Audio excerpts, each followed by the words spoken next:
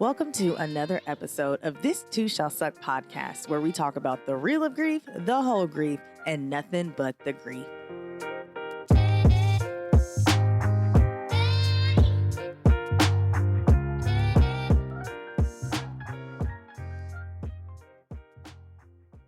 Welcome back, my loves. I am your host, Loryn Denise, and I am so happy to be here with you guys today. If this is your first time here, welcome. Thank you so much for listening, whether somebody shared with you or whether you were scrolling and found me.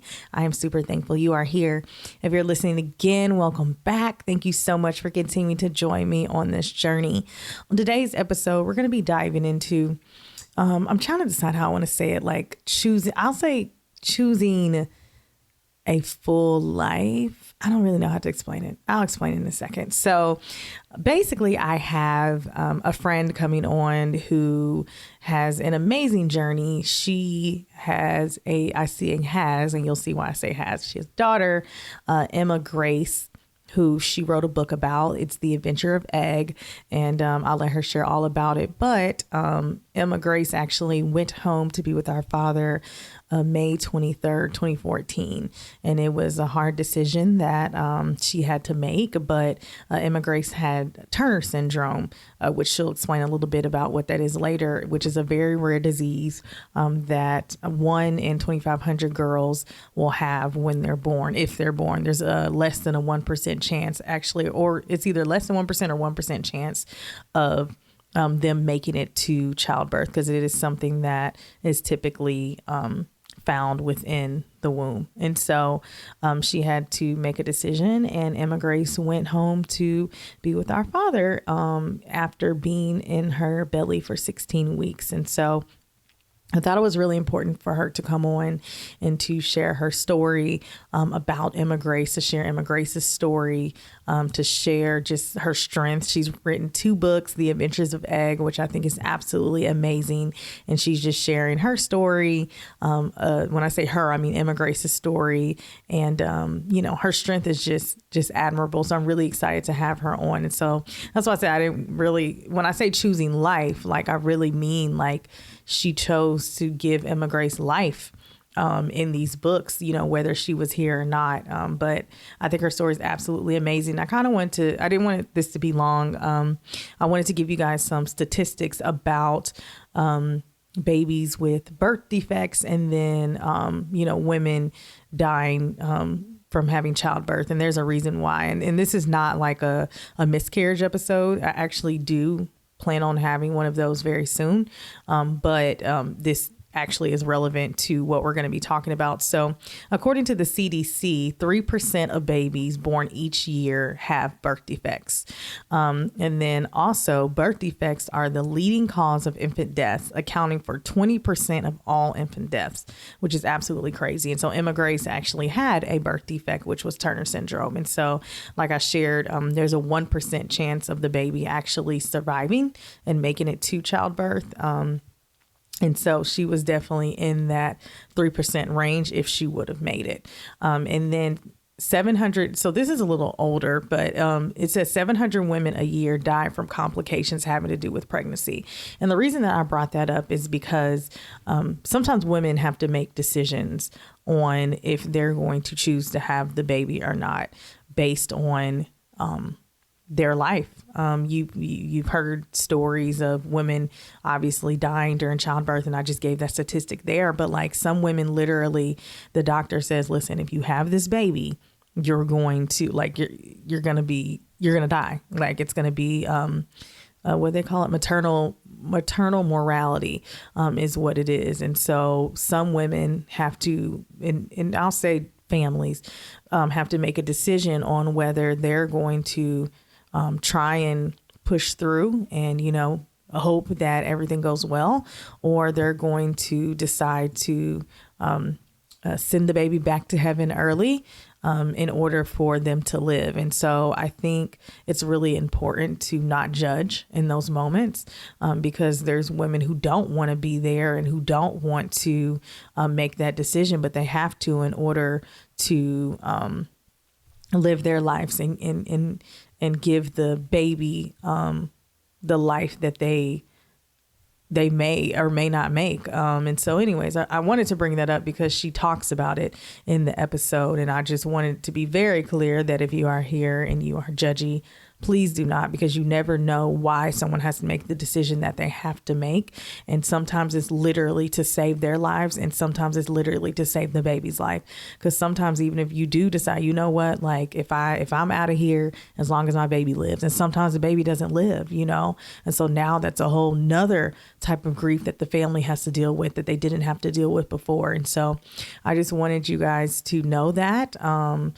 She doesn't really go into detail about, having a miscarriage or anything like that. But she does obviously talk about losing her. So if you did have an experience like that, I just want to let you know, because I know I understand triggers, and I do want to be mindful of that this is a sensitive topic of, losing a child or, having to decide to terminate based on other decisions. And so I did want to be upfront and honest about that as we're going to the episode. And again, you all know I don't like to be like super heavy or anything like that. And so, I mean, April and I were laughing like a lot of the time, just because that's just our personalities and our friendship. But I did just want to be honest and upfront that if that is one of your triggers, we do speak about it in the episode, but we don't speak about it a lot. We speak more so about Emma Grace's journey, about April's journey, and how beautiful it is. So as soon as we come back from this break, we will get into the actual conversation between April and I.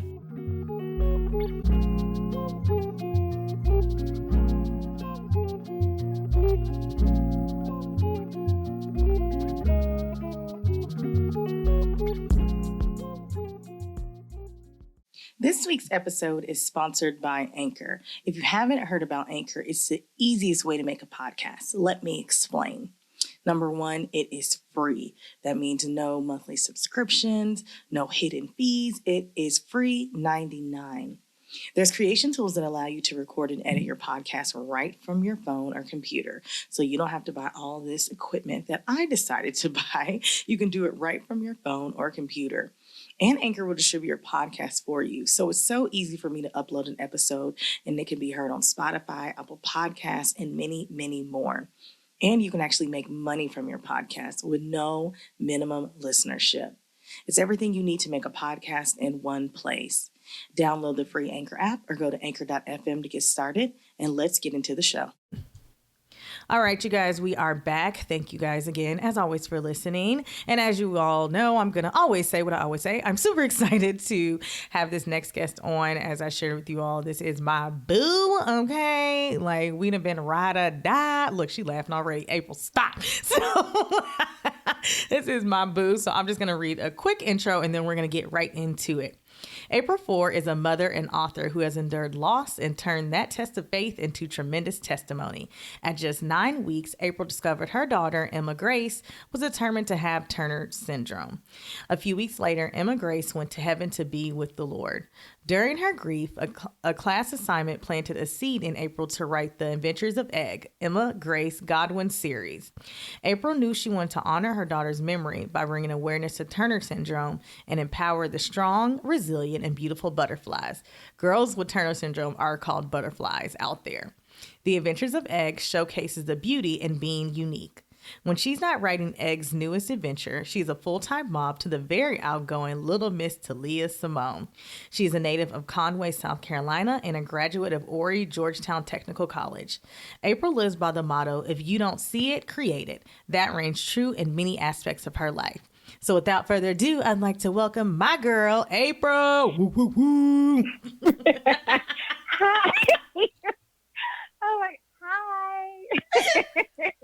Do not. I am very happy to be on your show, Loryn. Thank you. Love you, boo. Oh my God. Hey, girl. Thanks for being here. We're going to be laughing the whole time. Okay, for real. I know. We're going to focus. Get serious. Yes. But Yes. no, thank you so much for being here. Thank you for reaching out. I know you just wrote your second book, so I know we're going to get into that and be talking about that later. But I'm just glad to have you here to bring awareness because for me, it was something that I had never heard of until, you had lost Emma Grace. And so it's good to bring awareness to those things that people just don't know about, because there's so many rare diseases out there that people just don't know what's going on. And especially, you know, for you to not even to have been able to have Emma Grace, but still being able to honor her legacy, I think is absolutely amazing. And I just admire you. And, you know, I love you so much. So Thank you. So let's dive in. So the first thing that I want to ask for my listeners is if you can share a little bit about your journey. You know, obviously I gave them a little bit of what happened with Emma Grace, but if you can just kind of go through the whole journey of what happened and how it got you to where you are today.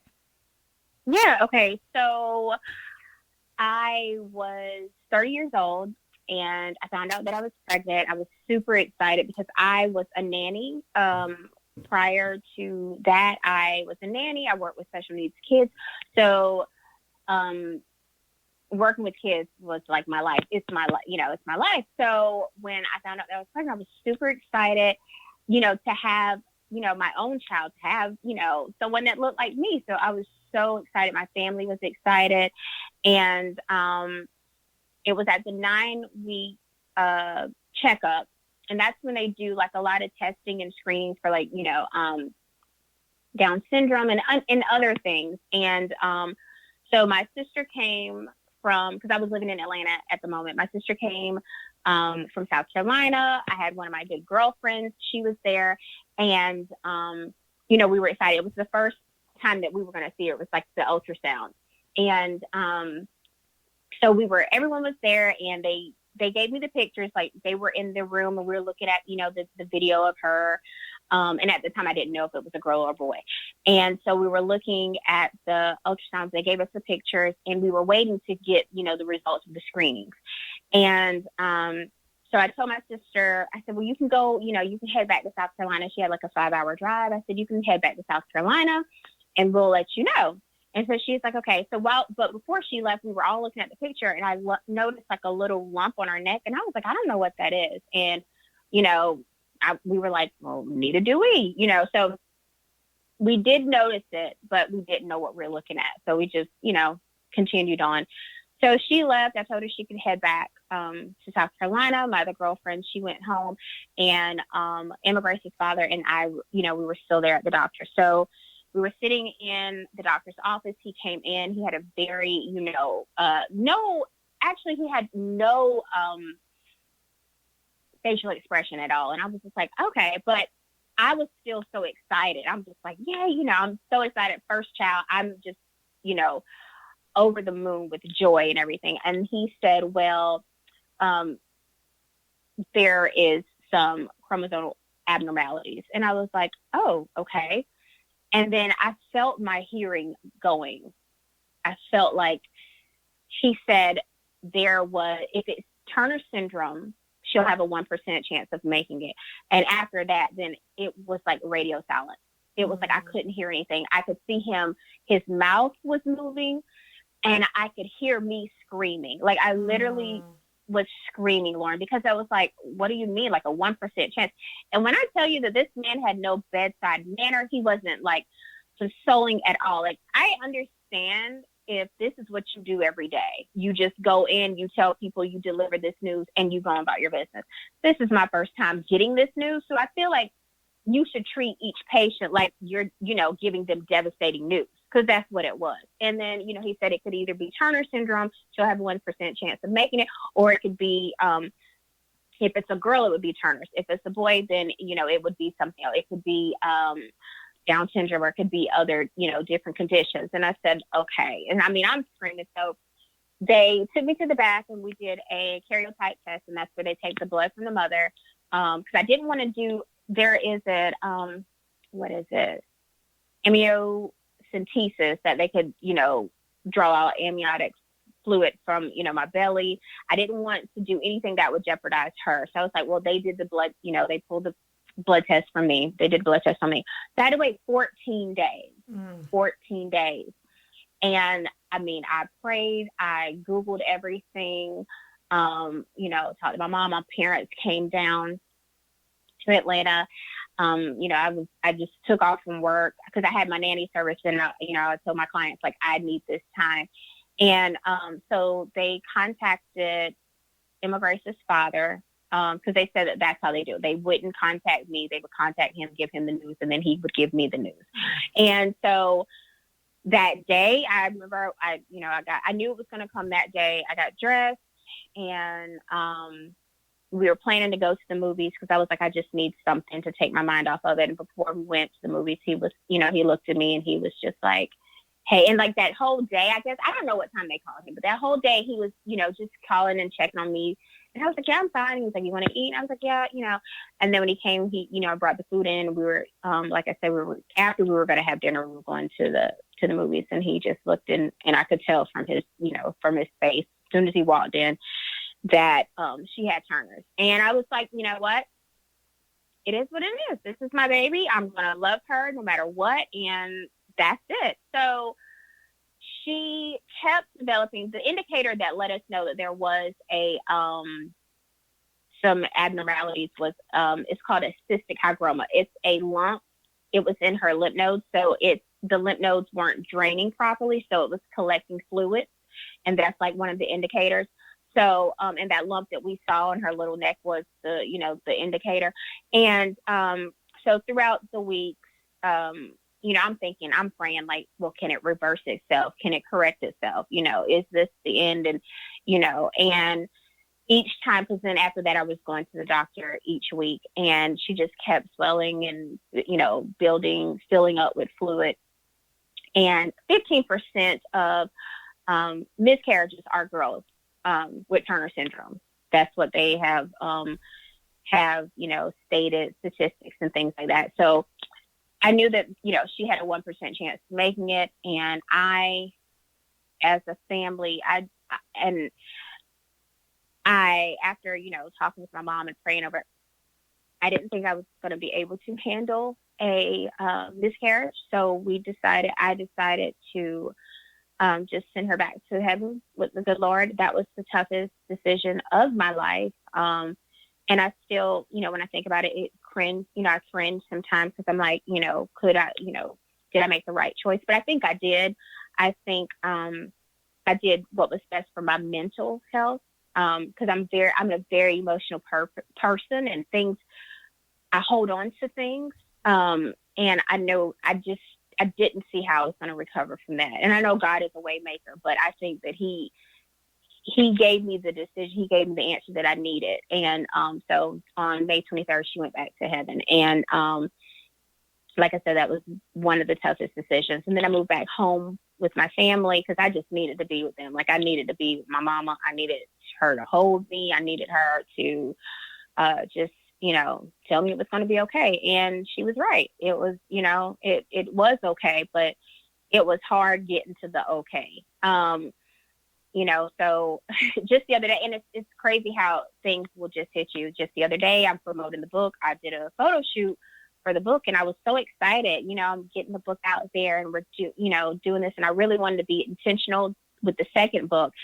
And I'm having a photo shoot, and I'm excited, and I just started crying because I was like, I wouldn't be here if my baby was here, and I would give my left arm to have her here, but that wasn't the plan. That wasn't the purpose. But it's just like you think you're okay, and then something just comes back and it hits you, and then it, it's fresh all over again.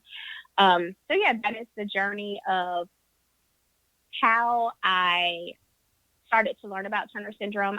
Once they said it could be Turner syndrome, I went in and I looked up everything that I possibly could have. I looked up the Turner Syndrome Society of the United States. I was looking up Turner Syndrome Foundation. I was trying to learn everything that I could because I work with special needs kids and I would see different things, but I've never seen anyone that had Turner's. I never heard of Turner syndrome.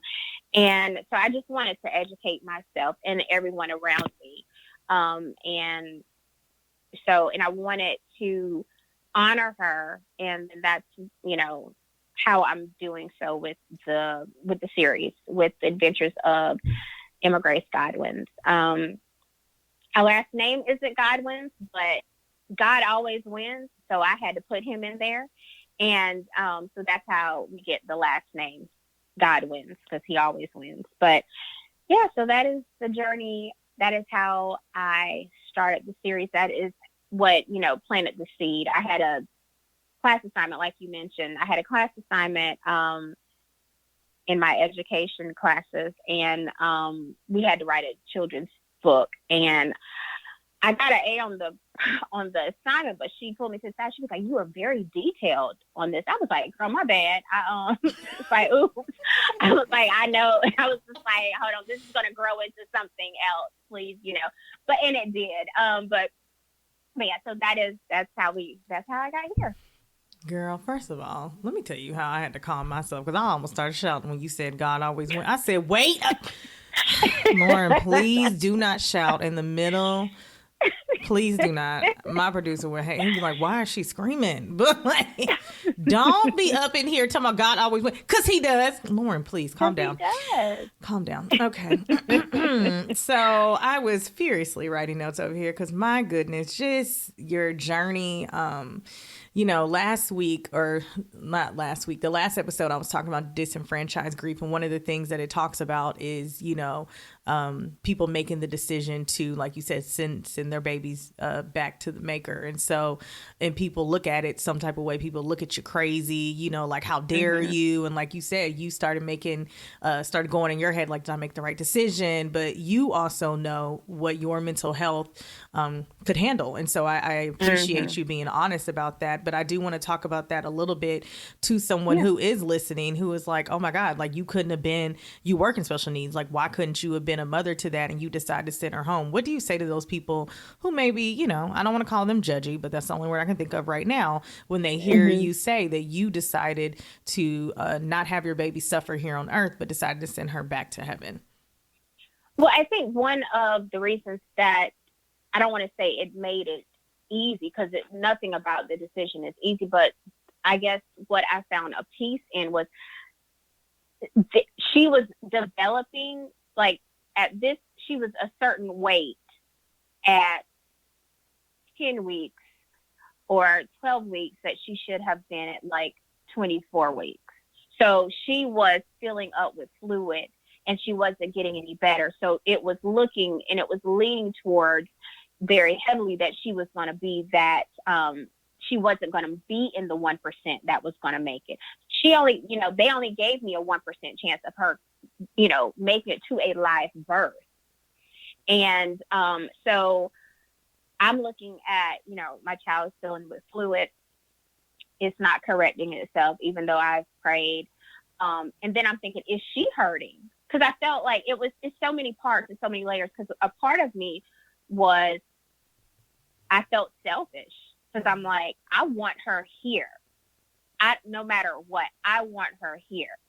So then I'm thinking, like, if her body is developing, for one, it's not developing properly. Two, she's a weight, that she's supposed to be in weeks from now. What am I doing to her? How is she feeling? Because I'm being selfish, because I want her here, So when I prayed over it and I'm looking at everything from the doctors and I'm going back every visit and I'm like, is she getting better? Is it getting better? What are we, and they're telling me no. And I'm looking at, I'm like, okay, well, she, they've only given me a 1% chance.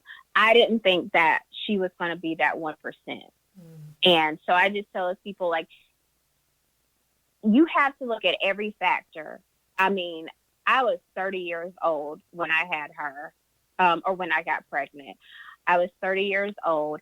It's not like, I wanted my child no matter what. I wanted her. And if I knew that there was going to be that chance that she was going to make it, I would have rocked out. I would have had a 7-year-old right now, but it wasn't going that way. And I had to pray over it. So I tell those people, you have to look at every situation as that situation. It's not a blanket, just, you just terminate it. No, every situation is different. And I did what was best for me, because even though I wanted her here, I still have to live with myself. And sometimes I do get upset about that and I second guess everything. But then it's like my mental health, knowing me, I would not have been able to make that. I would not have been able to, I don't think I would have been able to recover, to go through that, to go through losing her, or, having a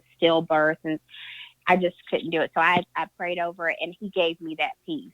And once I had that peace about the situation, I was good, because that's who people can say what they want to say, but at the end of the day, when you're alone, it's between you and God. Okay.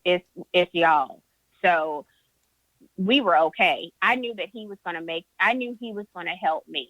I knew he wasn't going to bring me to this situation just to be like, all right, girl, I'll see you later. Like, I knew he was like, if he got me here, I knew that he was going to hold me tight and get me through it, and be there when I was upset with him, be there when I was, when I didn't understand, when I was screaming, when I was mad, when I was ticked off, when I was, everything, every emotion, he was there. And he was like, it's okay, you can be mad, but we're going to get through it. And that's how I feel. Like, I feel like he was right there, and he was okay. He made me be okay. So, yeah.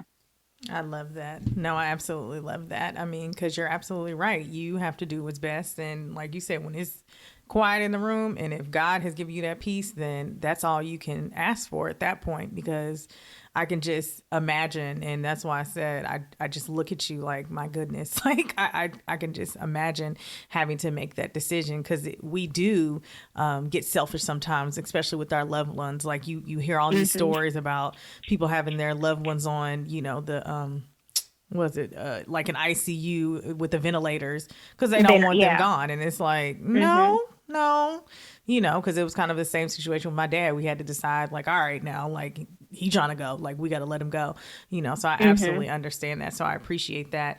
Something that I think you and I had talked about during, like, the pre-interview, I want you to kind of talk about what Turner syndrome is, because again, I didn't know what it was until you had obviously brought it to light. But if you can kind of share what Turner syndrome is, what that looks like. And I know it's mostly, is it only in girls? But I just want you to share what that is for people who don't know what Turner syndrome is at all. Yeah. So Turner syndrome only happens to girls. It is, I believe it's 1 in every 2,500 girls that will be diagnosed with Turner syndrome. It doesn't have anything to do with the family, with genetics or a family makeup or anything like that. It just happens. It's just one of those rare things that just happens. But it affects the X chromosome. And that's another reason why they're called butterflies, because the X chromosome is the one. They either have missing it entirely or partial. And so it only affects girls. It affects, their outer appearance sometimes, and it definitely affects their physical, their health. Turner syndrome girls are short in stature. A lot of them do take hormone injections to grow, because I think if without the hormone injections, I think they'll get to about 4'6", 4'8", height wise. They are, like I said, short in stature. Sometimes they can have a webbed neck, and that comes from like the cystic hygroma. Like once, they're born and everything, the fluid will go away, and then they'll have like that webbed neck. Sometimes they have puffy hands and feet. They have, I believe it's like, I don't know. I don't want to say the wrong thing.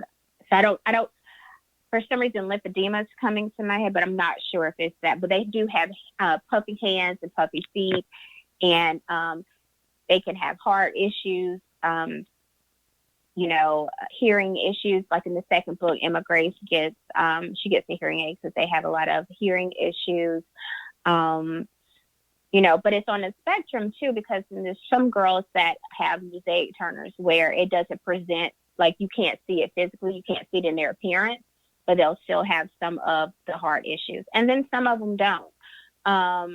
But they don't have children. They would have to adopt, but they can't physically have children. Some of them develop in puberty late. And then their cycles, they don't have like a normal cycle. So it's just an array of of things that happens to them or that they have to go through medically. A lot of them have to continue to see medical doctors for, to check up on their heart and, have EKGs and things like that. But other than that, like they, like I said, they grow, they prosper. There's lawyers, there's doctors that have Turners. So every case is different, but those are the main things pretty much, like the shortened stature or, some of the physical features. Yeah. Awesome. I love it. And we're going to get into this book too, book 1 and book 2. But let's talk about your support system. Because like you say, you just had to be with your mom and then, Emma's dad, Emma Grace's father. How important was it for you to have that support during that time of you finding out? Because when you say you were screaming in that hospital room, I almost started crying because I can just like see it in like, woo, I can just see it in my mind. But how important was that to have that support system around you? It was so important. Oh goodness. Like my parents were 5 hours away. They were in Conway at the time.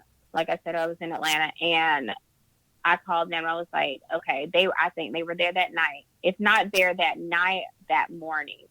And I was like, y'all need to come on. And they came, and it was just, I didn't know. It was something that I've never gone through. It was something that my family has never gone through. We have never, we've never experienced anything like that. No, everyone in the family is healthy and things like that. So it was just new hearing that there was a possibility that something was wrong. And it was just, they allowed me to be upset. They allowed me to cry. I didn't have to, how sometimes we want to put on that front, like we're being strong. I didn't have to be strong. Like I didn't have to be strong at all. And that helped because it was, it's one thing when you're going through something like this and someone's telling you, oh, it's going to be all right. Don't be upset. Put on a brave face. I didn't hear that from my parents or anyone in my family because we were all feeling it. We were all having the emotions together. If I wanted to cry, I cried. And my sister, Tia is my ride or die. My sister was there, every step of the way. And her grandfather had passed the weekend that I had to go back to Atlanta to have the procedure done with Emma Grace. And she was there, even though her grandfather passed, she was right there with me.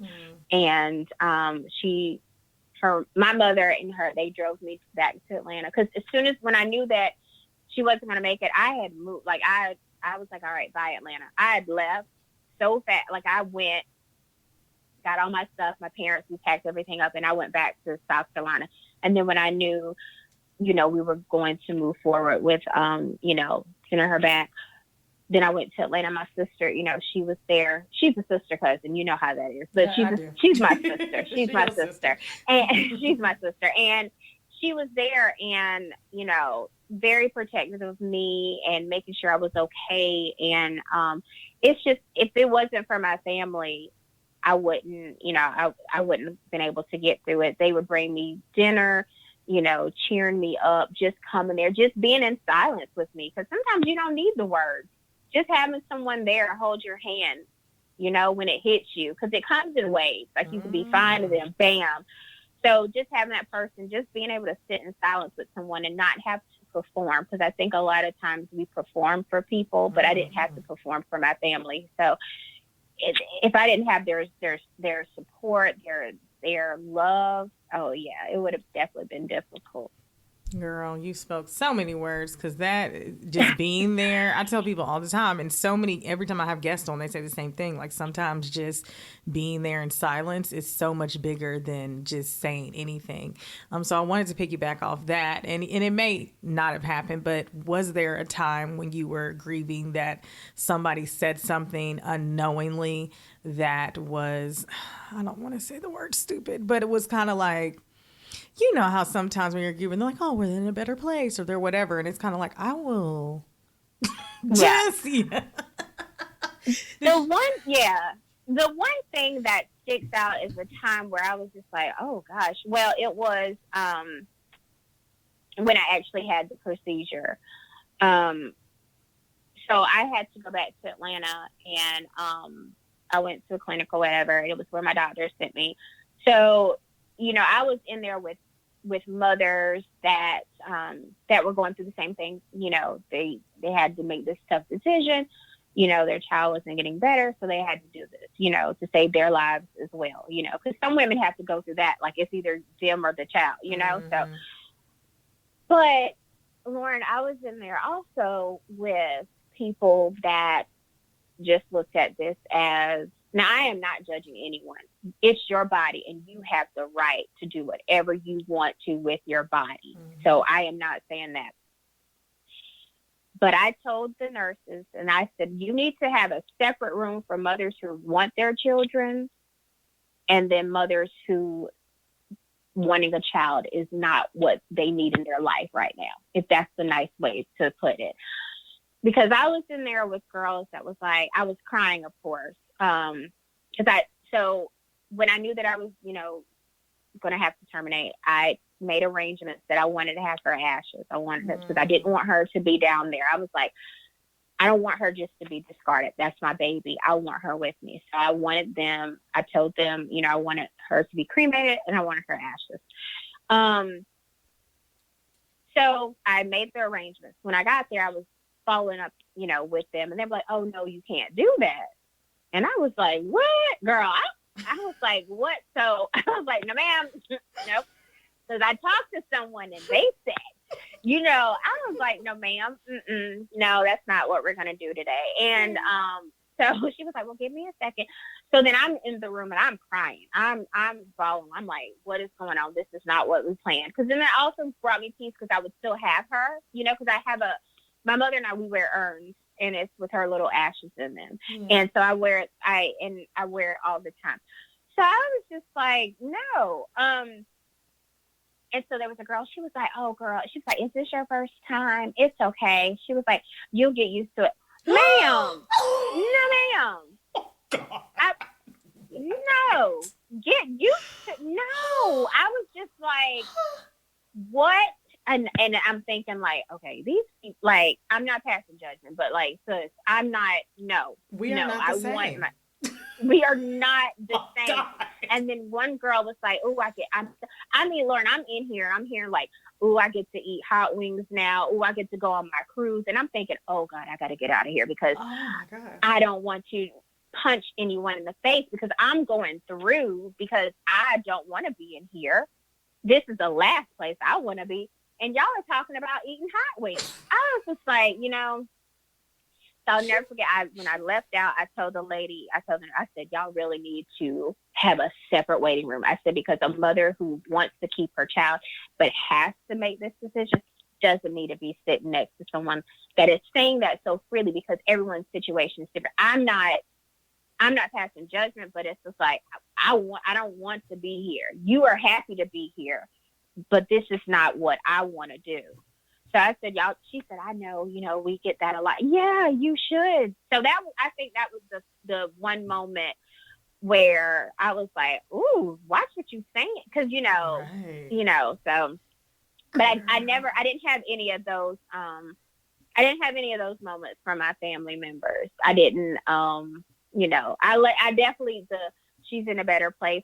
I let that roll off my back, because I was just like, you know what, you're right. She is in a better, because I did always feel that, like, I'm like, is she hurting? But so I never wanted to punch any family members. But yes, when I was at that place, I wanted to punch a lot of people. So, yeah. Well, that's good. I didn't want to punch any of my family either, because I already knew what it was. But I did have just people around me who just, and again, it's just one of those things. If you don't know, you don't know. And if you don't know what to say, you're just trying to say anything that sounds good in the moment. But it's like, yeah, no, but I can't believe not sis said you'll get used to it.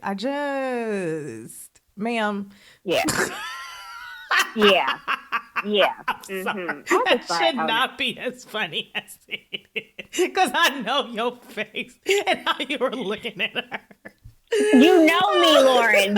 I was like, girl, Ma'am, please stop. 'Cause Oh no. my Yeah. gosh. Woo. Okay. Sorry, that tickled me, Yeah. y'all. Mm. Because if y'all knew April and you knew how she was looking at her, I know those eyes were wide and she was looking at her crazy. So, who that tickled my spirit.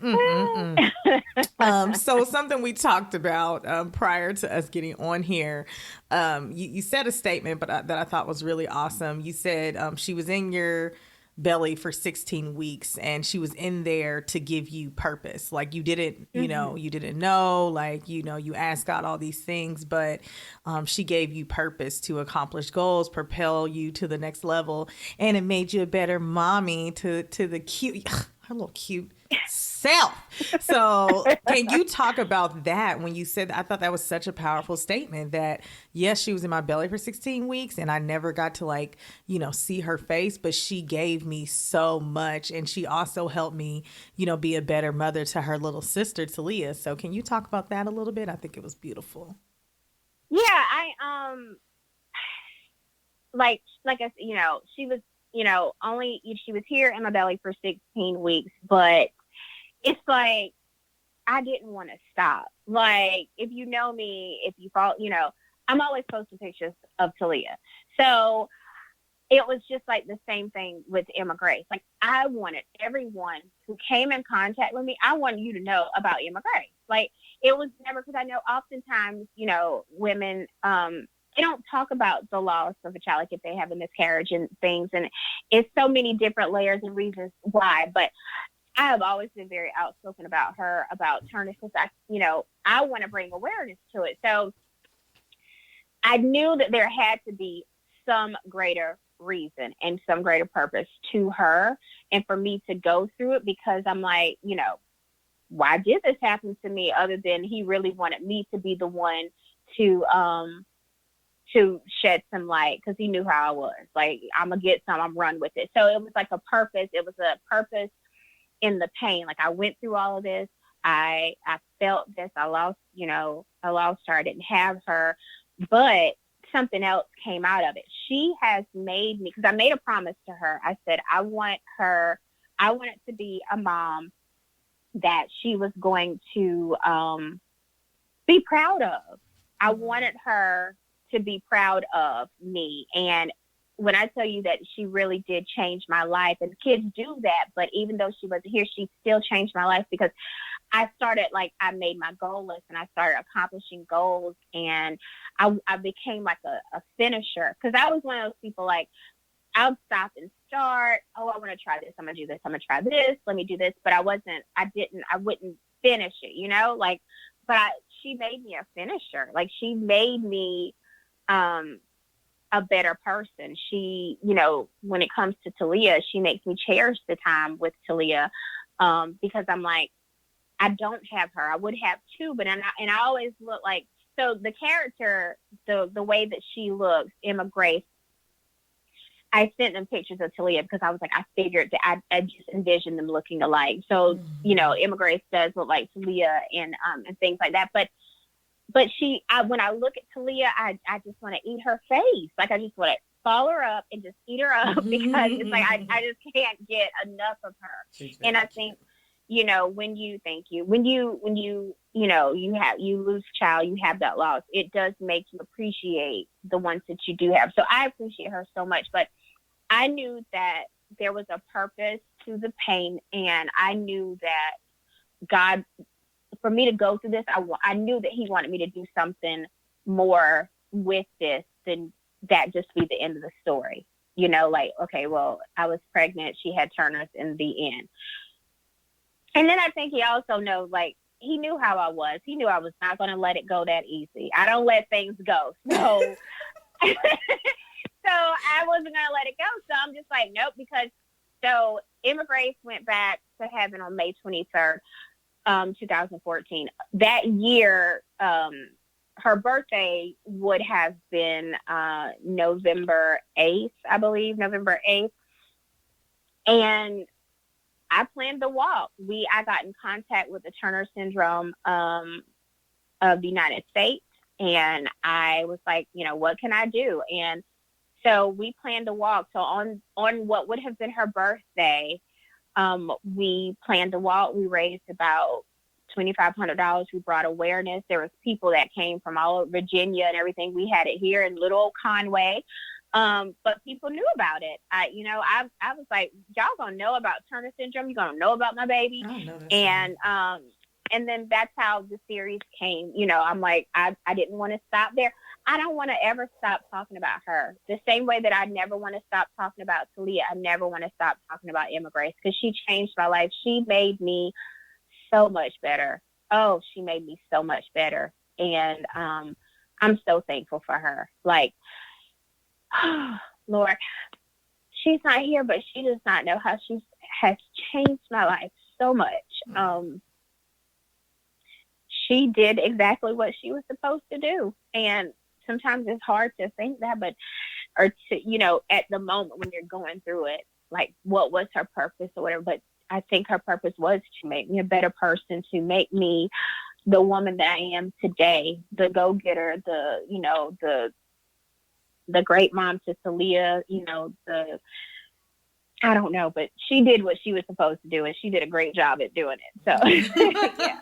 Oh, I love that. Sorry, I got you emotional. People get emotional all the time, but that's the whole point. It's just being honest and raw. So I absolutely love that. So if you could talk about the series, let's talk about the book a little bit. Talk about the series. Talk about book 1. I know you just dropped book 2.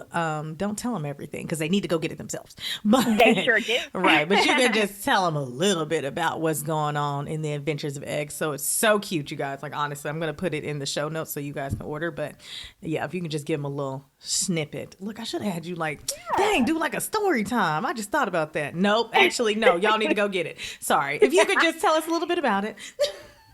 I definitely will. So the Adventures of E.G.G, Emma Grace Godwins, follows the journey of my daughter, Emma Grace, what I think she would do, the experiences that I think she would go on.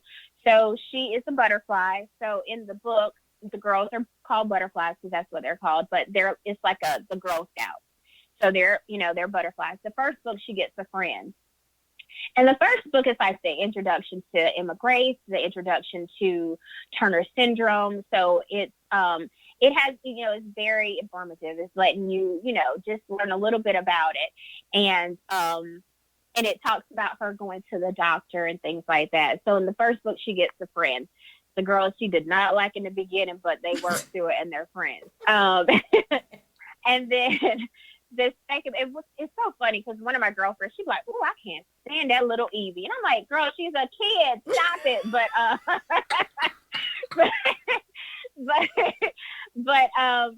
So that's the first book, and then the second book is called Emma Grace. It's called E.G.G Gets New Ears.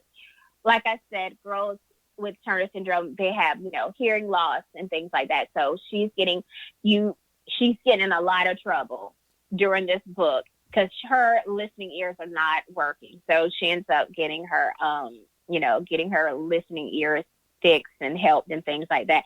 And it's just, it's fun. She's going to get, I want to bring normalcy to kids that, well, for one, to girls with Turner syndrome. I want them to be able to see themselves in books. I want them to be able to, oh, hey, she has a hearing aid just like me. I want them to feel okay because I want them to know it's okay to be different. Being different is a beautiful thing. But I also want other kids that, have these conditions and things like that. I want them to be able to see themselves in the book. The next book, E.G.G will be getting a promotion because I'm pregnant in the book with Talia Simone. Mm-hmm. So she's going to get a promotion in the third book. And the fourth book, she's going to get a zipper. She will have heart surgery in the fourth book. And so when they usually have the heart surgery, it kind of looks like a little zipper. So she'll get a zipper.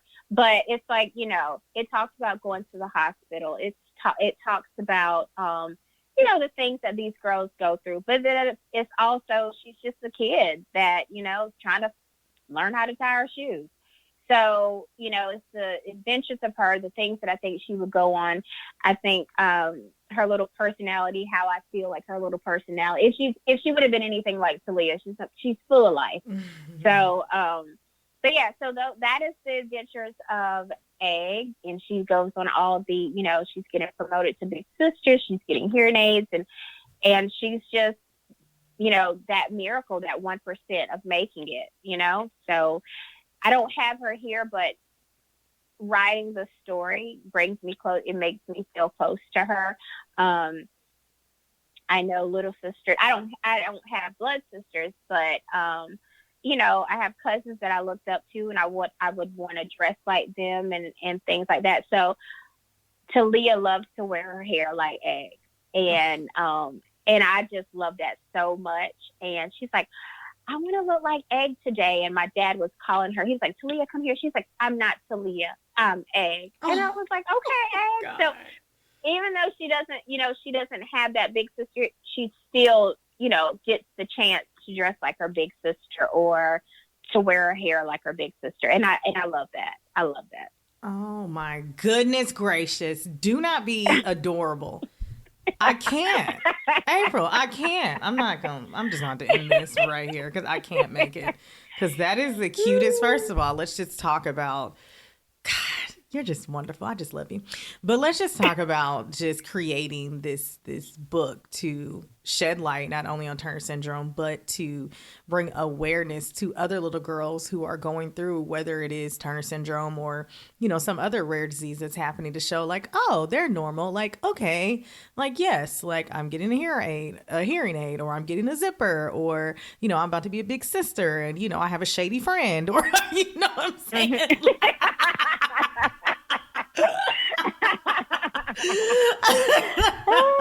Because that ain't gonna change. Don't matter what's going on. There's some shady folks out here.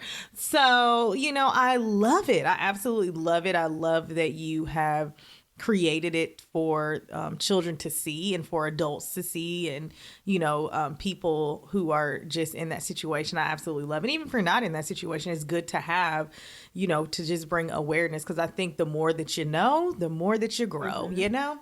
Yes. So. Yes. Oh my gosh, I love that. And I love how Talia is wearing her hair like her. It's like, I'm E.G.G. I can't. I know. I love it. I love it. My ovaries. All right. So, well, Boo, I think that is it. That is what I got for you, because I told you I'm not going to make it through nothing else, because my goodness gracious, like just the gems. But one last question that I did want to ask, you know, we talked about it, and like I said before we got on here, what is the takeaway that you wanted, you know, listeners who were listening to have? So it's almost a two-part question. So what is the biggest takeaway that you learned in the process, you know, of obviously not having Emma Grace here physically? And the second thing is to that parent, mother, parent, I'll say parent, who has to make that decision to send their baby back to heaven. What do you say to them as well? So it's really a two-part question. So sorry about that. Yeah. Oh no, you're fine. No, I just, you know, my takeaway and to that parent is, for one, always, you have to follow your heart, and you have to do what's best for you. And you have to go in your quiet place, in your closet, how, you know, whatever, your meditation room, however, and you have to talk to God, because He is going to be, or whoever you pray to. For me, it's God. So you have to listen to Him, because this is a pain that your mama can't fix for you. Like, she can hold your hand. Your family can hold your hand. They can rub your back. They can wipe your tears, but they can't give you that peace. They can't calm the storm that's within your body like He can, or whoever you pray to. So you have to find that peace. You have to pray, but you have to sit with it, because you're the only one that's sitting with it. And you have to do what's best for you. And then you have to, or what I did, I looked, and I tried really hard to find the positive in this, and to find, you know, okay, well, why did this happen to me? And what does God want me to come get out of it? And you just have to listen to him. It was, now it happened in 2014. I think the assignment happened maybe 2015 that I was, given the assignment. I didn't write the first book until after I did the assignment. It wasn't until 2019 that I actually wrote the book and published it. So it was some time in there. It's not like it just happened overnight. Like, it was some years, some time in there. But I kept praying, and he kept putting different things in my spirit. He kept keeping it, on the forefront of my mind. So I knew that this is what he wanted, but you just have to listen to him and know that we always say, if he brought you to it, he'll bring you through it. You just have to have that confidence in knowing that. And I kept saying over and over, like, I know that you want something good to come out of this.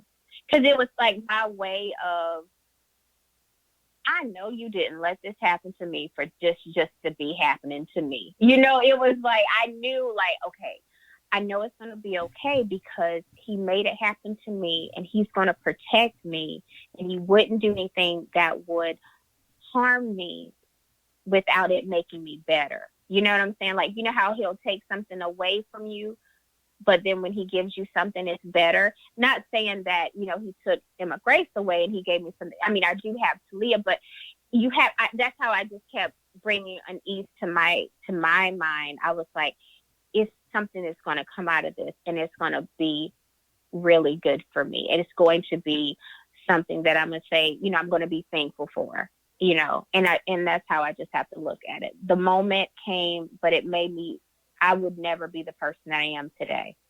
So her purpose was to make me better. I think you just have to find the purpose in your pain. I love that. Got me emotional over here.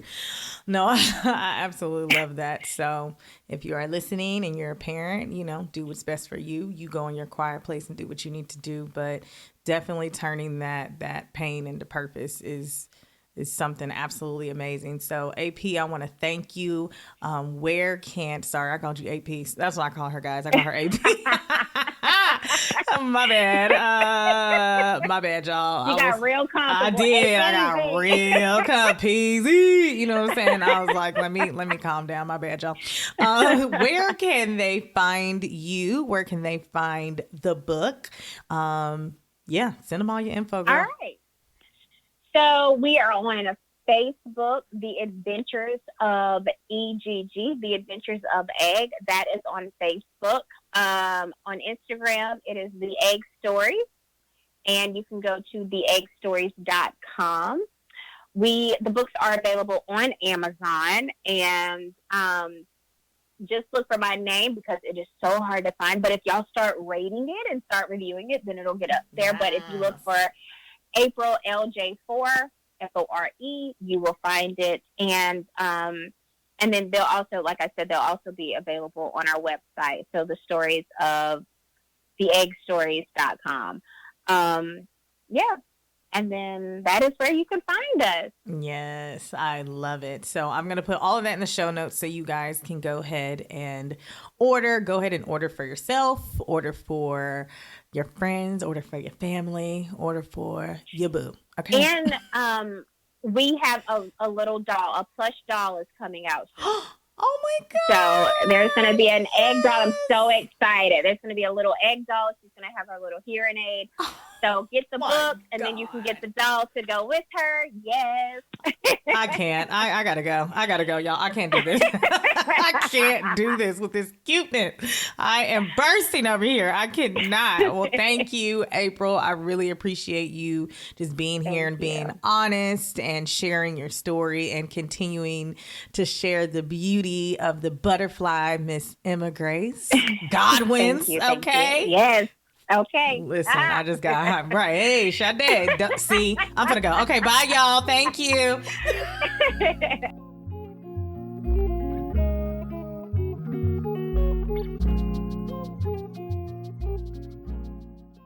I just love AP. You see me be cracking up. I love her, but I was just so glad that she was able to be on and just share her story and share about Turner syndrome. Because like I said, I didn't know anything about it, honestly, until she wrote her book and shared her story about her daughter, Miss Emma Grace Godwins, and I absolutely loved it. So grateful for her to be here. But I just want to wrap up really quickly and just kind of bring up some points, of course, of what she discussed. And so the biggest thing that I kept hearing her say is do what is best for you. So, if you're in a situation where you have to make a decision like that, go to your quiet place, I'll have my little prayer closet in my prayer room, or, and go outside and speak to the trees, whatever, or whoever you pray to, like, go and be at peace about that decision, because at the end of the day, you're going to have to be the one to live with that. And like she said, she just didn't think for her mental that she would be able to bounce back from a miscarriage or from her, not being a part of that 1%. But I love that she was like, you know what, at the end of the day, I'm gonna rock through this. But then when she realized it was kind of selfish and she was hurting and she wasn't going to make it, she knew mentally that she was not going to be able to bounce back from that. And so she had to go to God and say, listen, I need you to help me with this decision. And that's the decision he gave her. And that's what she was at peace with. And she was able to do that. So do what is best for you. Don't let anybody tell you any differently.